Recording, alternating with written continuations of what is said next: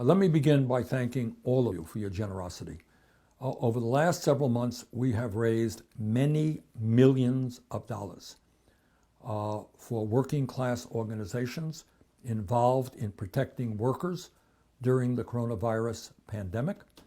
We have also raised a very substantial amount of money for progressive candidates who are running for the U.S. Congress, who are running for state legislatures all around the country, and for candidates for district attorney. You may not think that's important. It is enormously important because district attorneys are on the front line in the fight for police department reform and criminal justice reform.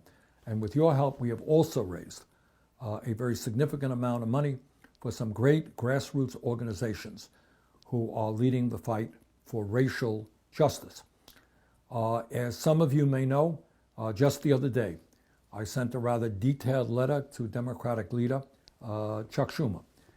And in that letter, I made the case that it is absolutely imperative in this moment in history that we have fundamental police department reform. And the bottom line there is that we must hold all police officers accountable. And when they break the law, they must be taken to court and they must be punished to the full extent of the law if in fact they are guilty. Time is long overdue for us to move in that direction, and I've listed a whole bunch of provisions which must be implemented. And for more information on that, you can go to our social media. But when we're talking about police department reform, we can't lose sight of the need for criminal justice reform. And that means we have to deal with the reality that today we have more people in jail, over 2 million, than any other major country on earth, than any other country on earth.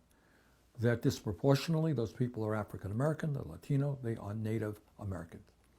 And what we must do, in my view, is change our priorities. We must be investing in jobs and education for our young people, not more jails, not more incarceration. So let us stay focused on the need for overall criminal justice reform as we also deal with police department reform.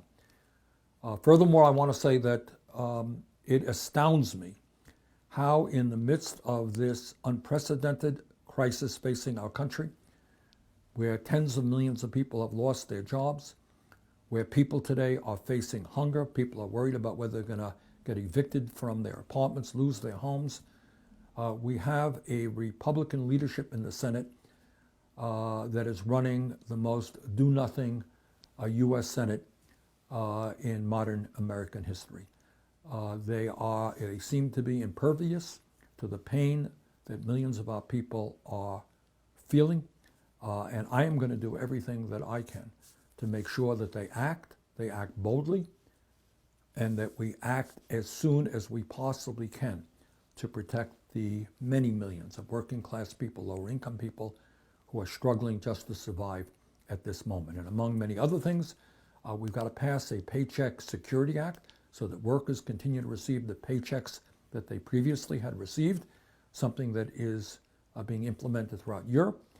We need to make sure that every American during this crisis gets $2,000 a month in order to make sure that they can live with dignity and security.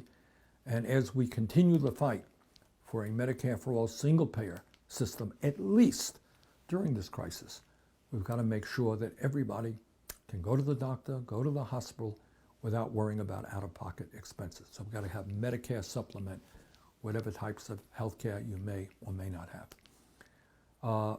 Furthermore, I don't have to tell anybody that our stable genius in the White House, Donald Trump, has no understanding or respect for the Constitution of the United States.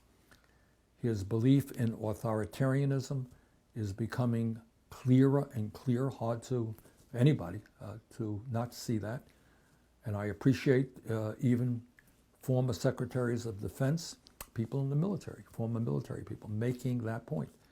And that point is that in the United States of America, we don't put the U.S. military in the streets to attack peaceful demonstrators. That is not what we do. And we have to fight as hard as we can against that growing authoritarianism and disregard for the Constitution that is coming from the White House.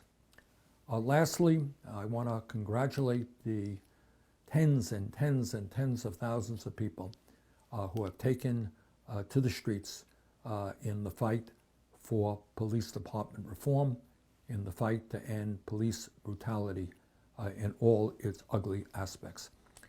And my belief is that we have got to take that outrage into so many areas that we have to stand up now and continue the fight as if more than we have ever done before, in demanding that we have a government, that we have an economy, that we have a healthcare system, that we have an energy system, that we have an immigration system that represents the needs of all people and not just the wealthy few. So the outrage is there. We are seeing all over this country people fighting for justice. Let's continue that struggle. Let's create the kind of nation that you and I know that we can become. Thank you all very much.